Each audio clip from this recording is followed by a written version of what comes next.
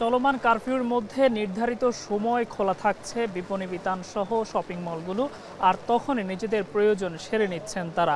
এই মুহূর্তে আমরা বাজার পাশাপাশি মার্কেটগুলোর খোঁজ খবর জানাতে রয়েছি রাজধানীর নিউ মার্কেটে। নিউ মার্কেটে ক্রেতা সমাগম একদম নেই বললেই চলে।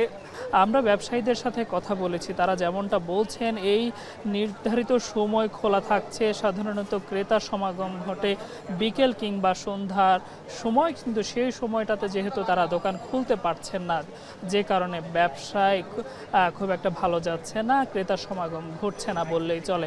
নিউ মার্কেটের আসলে যে এই চিত্র, এটি কিন্তু পরিচিত চিত্র নয়। এখানে সাধারণত ক্রেতাদের উপচে পড়া ভিড় থাকে, মানুষ প্রয়োজনে প্রায় সব শ্রেণীর মানুষই এখানে এসে ভিড় করেন। তবে এখন যেমনটা দেখা যাচ্ছে ক্রেতাদের উপস্থিতি নেই, আবার থেমে থেমে বৃষ্টিরও দেখা মিলছে, যেটিও ক্রেতা সমাগম না ঘটার একটি কারণ। এই ছিল নিউ মার্কেট এলাকা থেকে আমার কাছে সবশেষ।